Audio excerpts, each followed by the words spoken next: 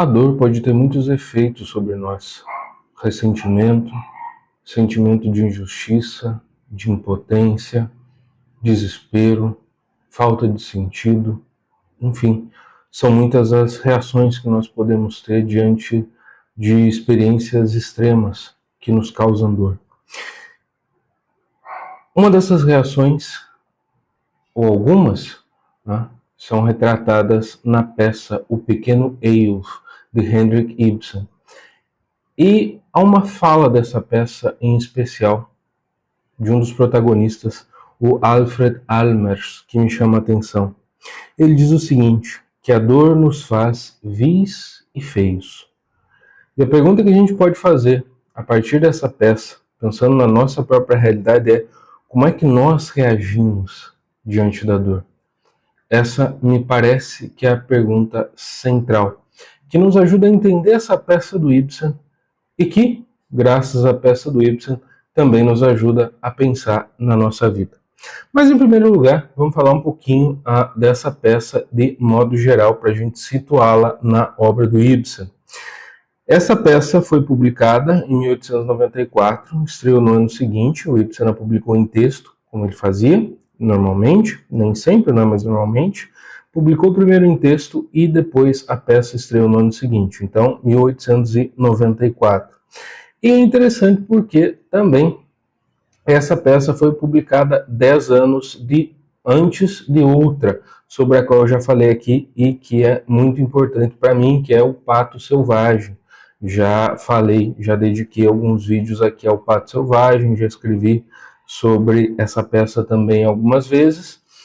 E é interessante também traçar uma comparação entre essas peças, coisa que eu vou fazer sobretudo a partir dessa interessante simbologia que o Ibsen emprega. E no Pequeno Eyolf ele explora, né, os sentimentos subterrâneos, aqueles sentimentos que estão latentes, quase chegando à superfície, mas que precisam de algum efeito, de algum evento catalisador para que possam emergir. O Ibsen explora muito esses sentimentos, não é? Que muitas vezes não sobem à nossa consciência. E se sobem, nós os escondemos rapidamente.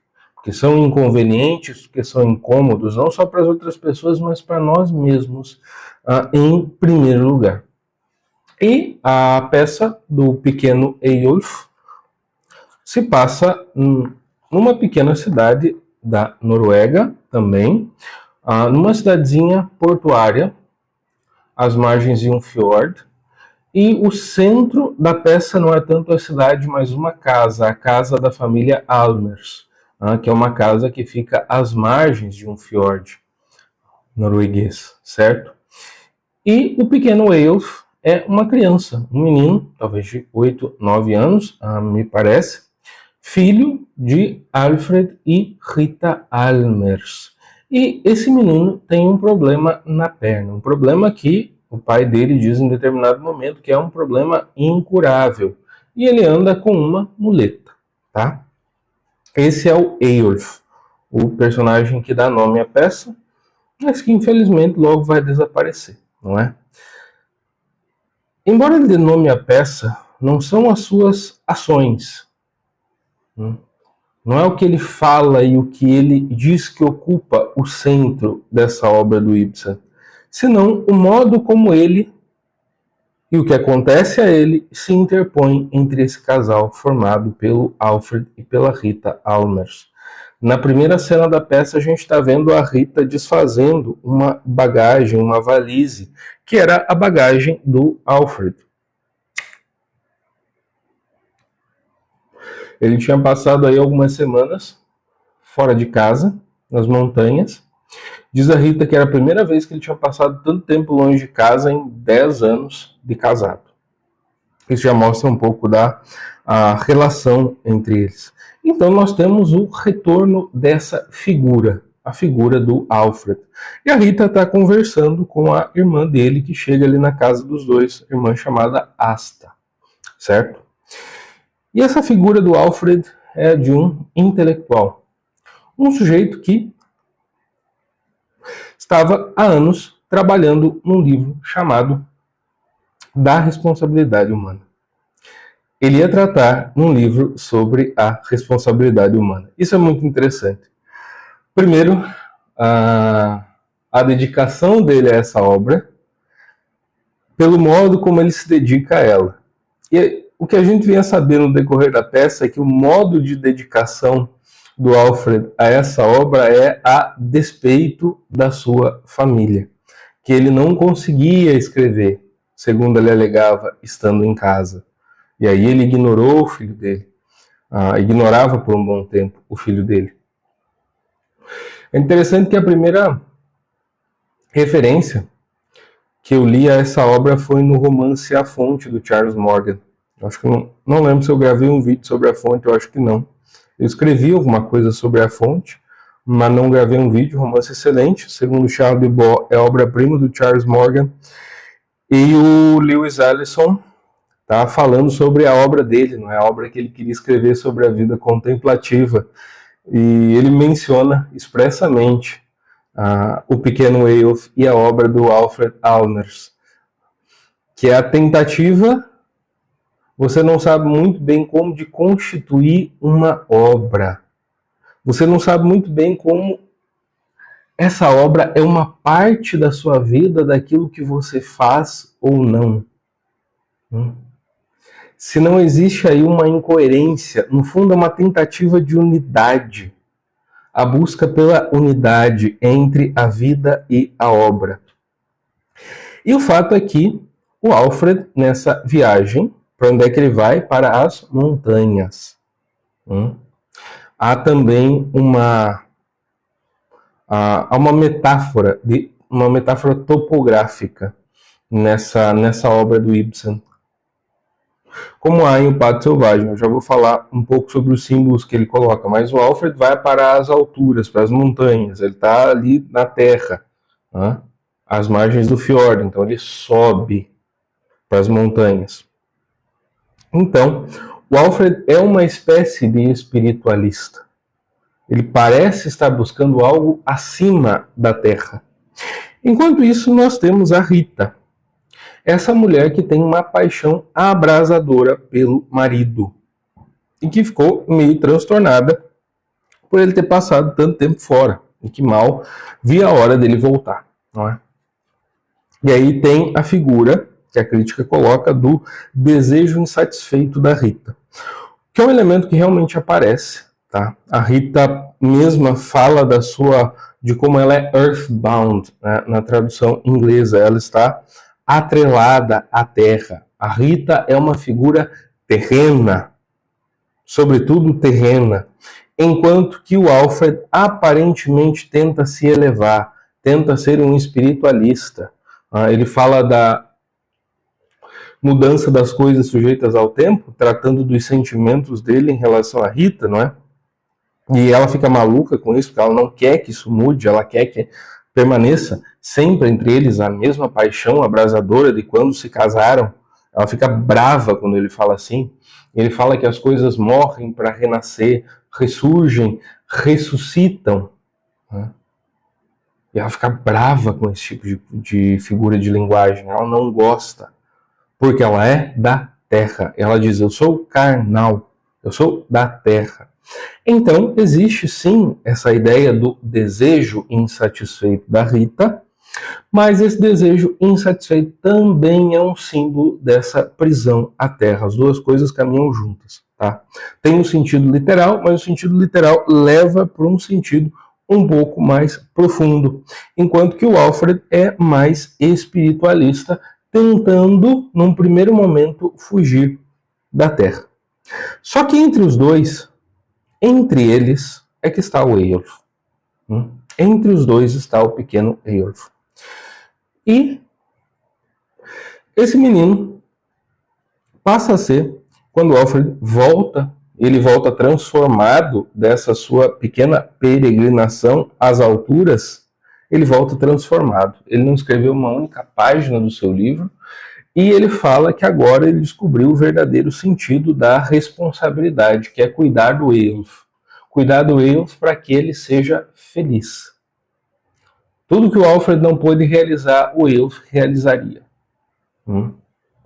Então, de algum modo, ele tem consciência da ironia desse livro sobre a responsabilidade humana quando ele deu as costas para a própria família, mas ele vai projetar isso completamente no Eilf. Ele tenta projetar essa suposta responsabilidade completamente no Eilf, e aí a Rita fica maluca e com raiva do menino.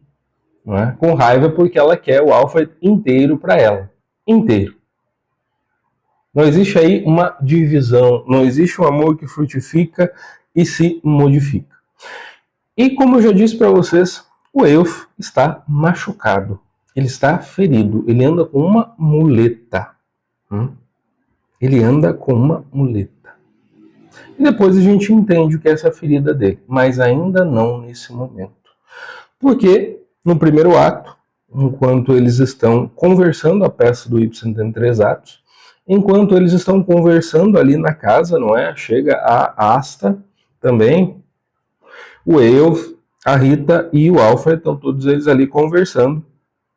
Aparece uma outra figura, uma figura meio que mitológica, uma figura um pouco macabra, que é a mulher dos ratos. Uma mulher que caça ratos. Como é que ela faz isso? Primeiro que ela tem uma linguagem falsamente adocicada, ela é uma figura que anda toda de preto, encurvada, velhinha, e ela toca uma flauta, ela atrai os ratos, eles seguem um cachorrinho que ela tem, Mopsusto, acho que é o nome do cachorro, alguma coisa assim. Eles seguem o cachorrinho, ela entra num barco, tocando a flauta, o cachorro pula na água, vai nadando, os ratos também, e todos eles se afogam. Essas pequenas e pobres criaturas, diz ela, de que ninguém gosta, que estão sobrando, essas criaturas que vão desfrutar de um repouso permanente. Por isso a falsa doçura dela, esse canto de cisne da morte que ela traz. E ela chega e pergunta para Rita, olha, não tem nada aqui incomodando na sua casa, não tem nada que esteja rastejando, fazendo barulho aqui? A Rita fala, não tem nada, tá tudo limpo aqui. E essa língua bifurcada da mulher dos ratos que já nos chama a atenção, já nos chama a atenção quando depois a Rita e o Alfred ficam sozinhos e tem essa conversa que eu descrevi para vocês, em que a Rita fala da raiva que ela sente do Eilf porque o Alfred transfere a sua obsessão com a obra para o Eilf. E é fácil da gente lembrar, então, dessa mulher que poucos minutos antes, seja na leitura, seja na representação, depois eu vou recomendar uma representação para vocês, mas seja na leitura, seja na representação, ela fala de algo que faz barulho, de algo que se arrasta na casa. De novo, o Eilf está machucado, ele anda se arrastando, ele anda com o apoio de uma muleta de madeira, que no piso de madeira faz barulho. Não tem como não pensar nesse pobre desse menino quando ela fala isso. E quando ela sai de cena, passa pouco tempo, o Eilf sai também, sozinho. Vai pro mesmo lado que ela foi. Pro mesmo lado. Enquanto eles estão conversando ali na casa, eles escutam as crianças pobres, ali a Rita que vem de família rica, né? Mas a Rita e o Alfred eram uma família rica, os senhores ali daquela terra, e eles não davam nenhuma atenção para os pobres. Né? O Ibsen nos mostra isso para as crianças pobres, e as crianças não gostavam do Eilf, que andava calçado, elas andavam descalças, essa coisa toda. Aí essas crianças lá fora, a gente ouve, é para a gente ouvir, que elas estão gritando. Essas crianças estão gritando. Aí elas gritam uma frase, depois a gente descobre qual é essa frase no segundo ato, que é: a muleta está flutuando. A muleta está flutuando. Isso significa que o Eyjolf, de algum modo, tinha caído na água e se afogado. O corpo dele não é achado. E aí vem o grande dilema, o grande acontecimento da peça na vida do Alfred e da Rita. O grande abismo da alma que os dois têm que enfrentar. Esse luto que eles enfrentam como culpa. É um luto que eles enfrentam como culpa. E eles não podem ficar sozinhos um com o outro. Eles não aguentam ficar sozinhos um com o outro. Por quê? Como efeito dessa dor, eles se atacam. Como efeito dessa dor lancinante que não conseguem suportar, eles enxergam melhor.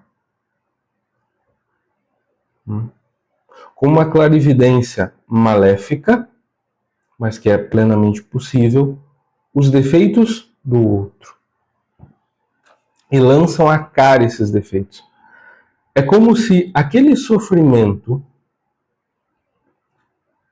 sentido como absurdo, como sem sentido,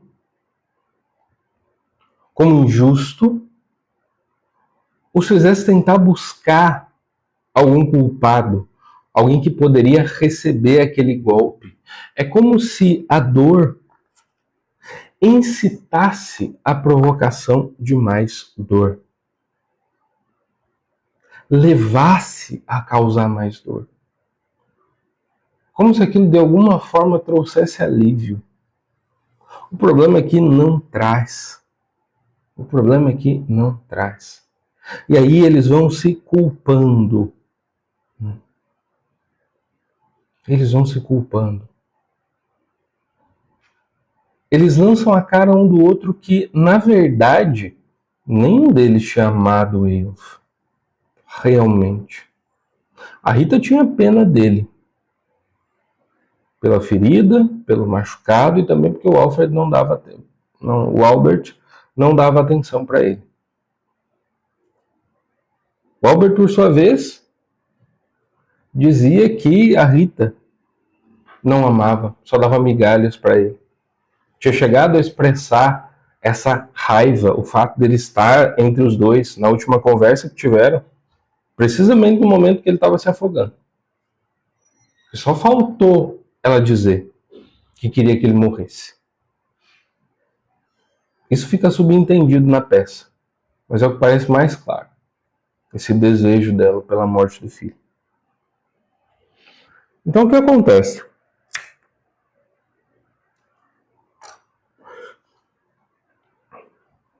O que você mostra pra gente?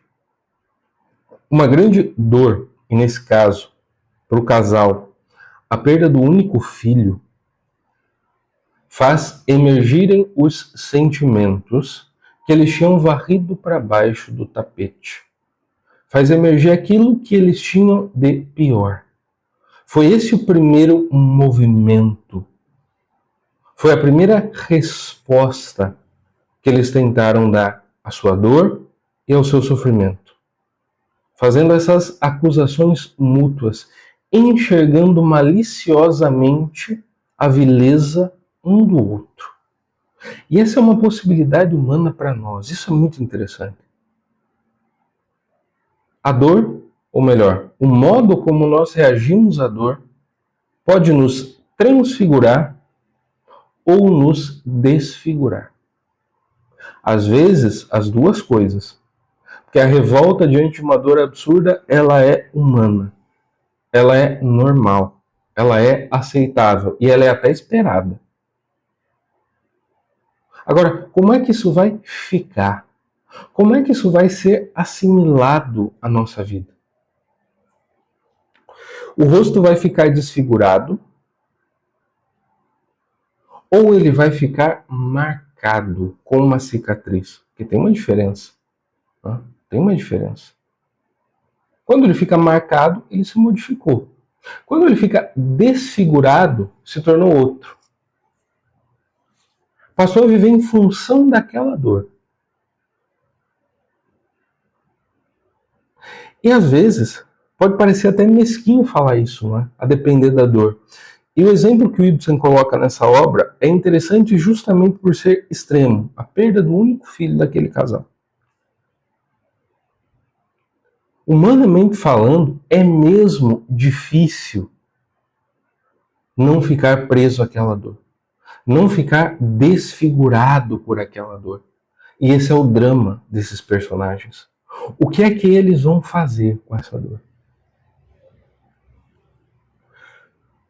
E é aqui, enquanto eles estão se atacando, que o Albert lança essa frase: a dor nos faz vis e feios.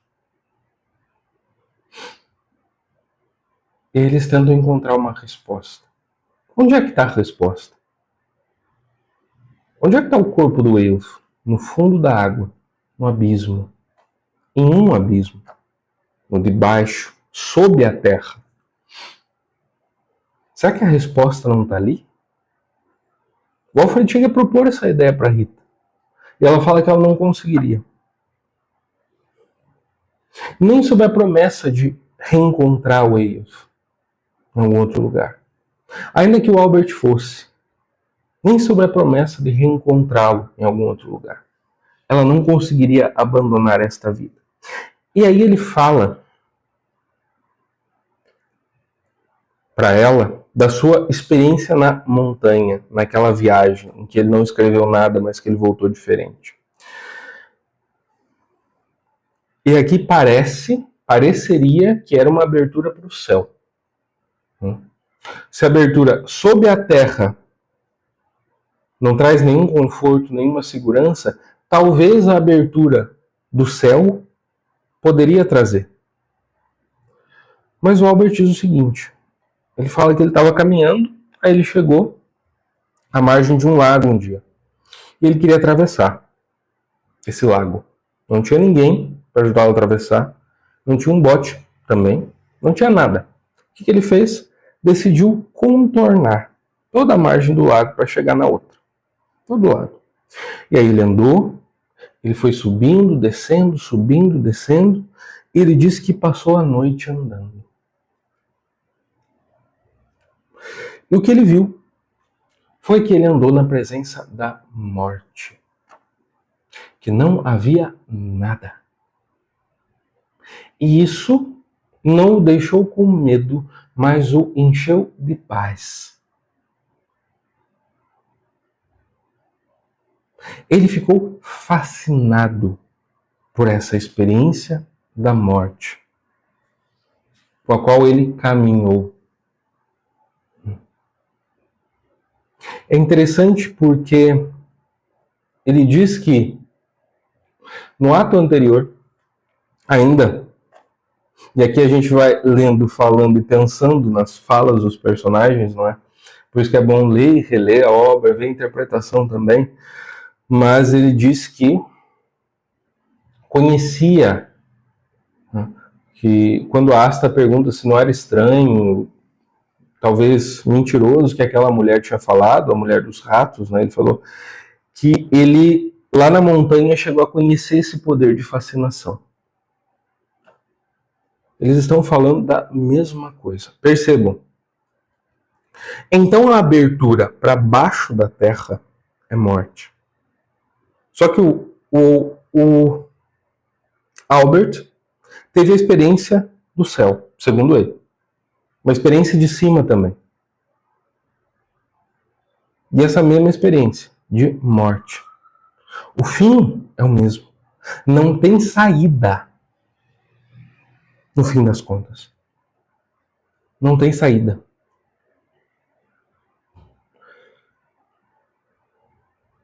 Eles perderam Eilf para sempre.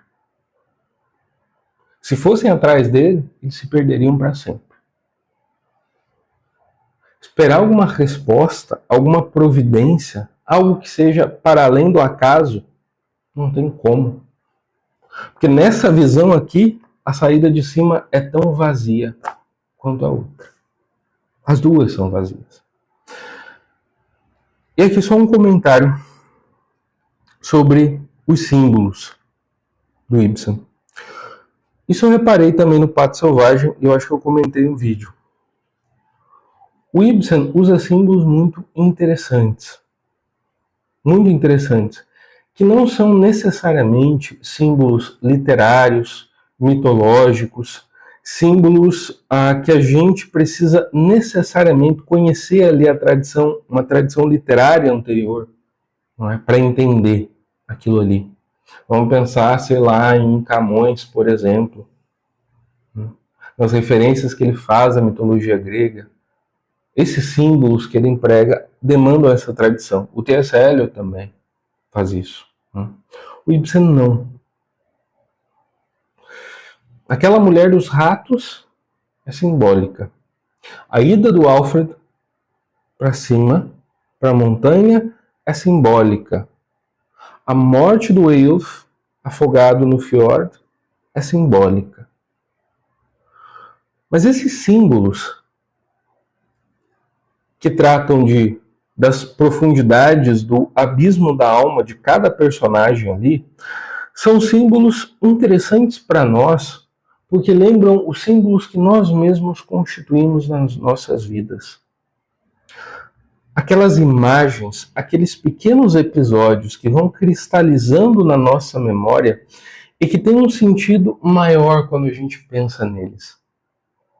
Que eles simbolizam algo do nosso caráter, da nossa personalidade, de algum sentimento que a gente tentou esconder, de algum trauma que a gente tenta esquecer ou superar. Porque na nossa biografia nós também vamos constituindo símbolos. Há episódios simbólicos. Que pode ser de uma peregrinação, de uma viagem, de algum acontecimento, tal como na vida do Albert.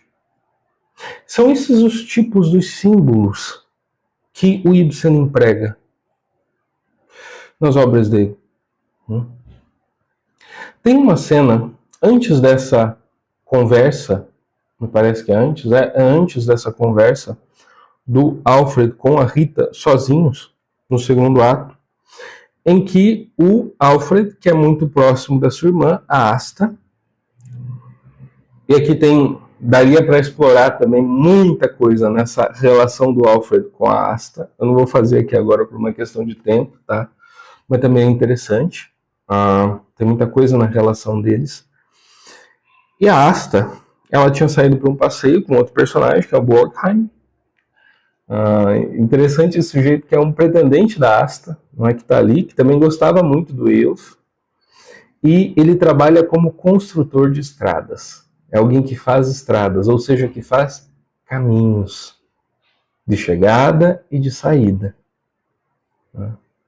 Muito interessante. Ela estava ali passeando com ele. Ela estava passeando com ele justamente para deixar o Alfred e a Rita conversando sozinhos. É aí que eles começam com essas acusações. Depois o Borgheim e a Asta voltam.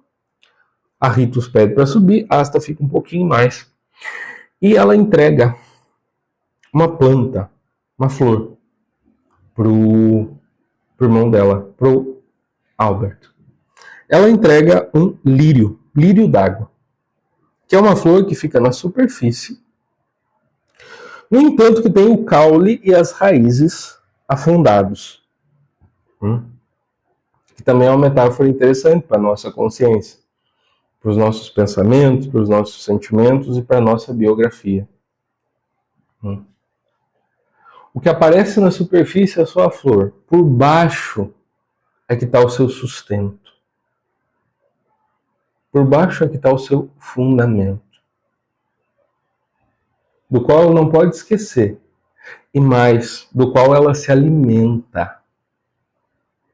Os nutrientes são recebidos pela raiz, e a raiz está onde? No fundo. E é essa flor que ela arranca e entrega para o irmão dela. Outro símbolo interessantíssimo do Ibsen, não é? A flor na superfície e as raízes no fundo. E na conversa anterior do Albert com a esposa, com a Rita, ela fala que ela foi conversar com aqueles meninos e que eles disseram uma outra coisa para ela. Não é que o Eyjolf tinha caído na água.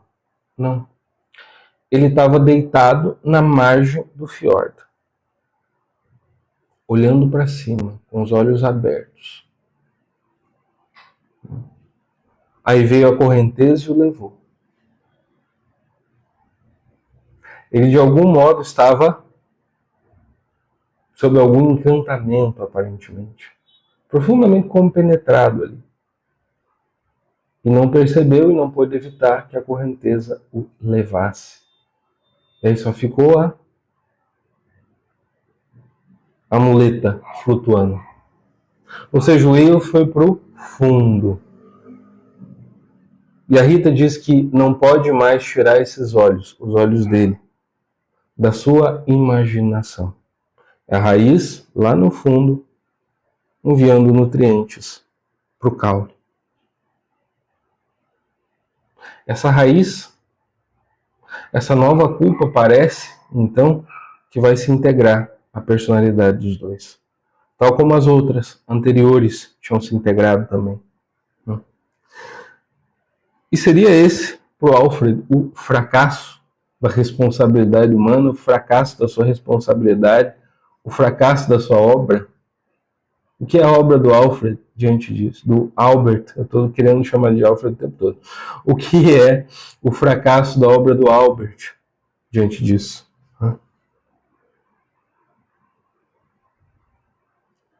Ele não sabe. A obra teórica fracassou, a tentativa da obra prática de abraçar aquilo na própria vida talvez tenha vindo tarde demais.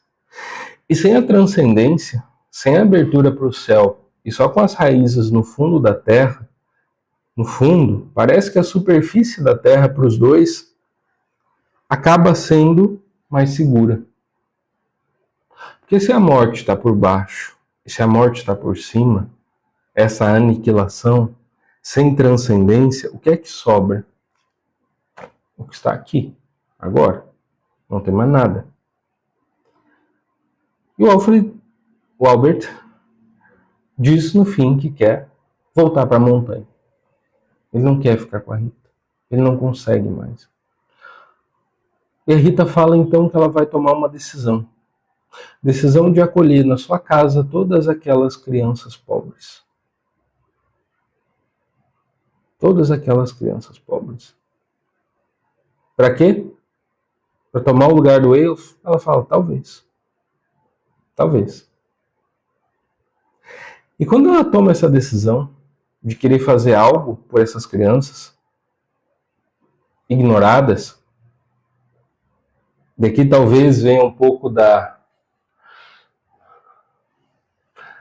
do aspecto mais político ou social pelo qual o Ibsen muitas vezes é admirado, não é?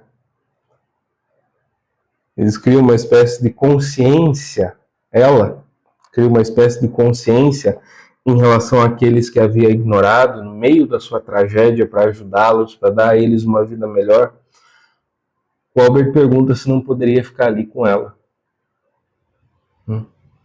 Se não poderia estar junto. Ele muda de ideia. Ele decide abraçar aquele objetivo também. E aí para nós, com a única possibilidade da Terra que esses personagens têm, será que se trata, no fim das contas, de uma transfiguração da dor ou de uma substituição? Nós não sabemos. Nós não sabemos e não temos como saber. Porque é aí que a peça termina. Nessa resolução que eles tomam. Sem esperança, sem entender o que tinha acontecido, com um sentimento de justiça de alguém a quem não poderiam cobrar, especialmente o Albert, que não acreditava em Deus. Alguém cujo espiritualismo, no caso dele, o levou a entender que a abertura do céu era mais uma morte. O que é que sobra? Nós não sabemos. Não sabemos se eles transfiguram essa dor. E essa pura imanência, diante de uma das maiores tragédias, a morte de um inocente, o sofrimento que essa dor provoca, o sofrimento para o qual não se tem resposta, é um retrato que o Ibsen pinta para nós. Um retrato da imanência pura diante do grande problema humano do mal e do sofrimento.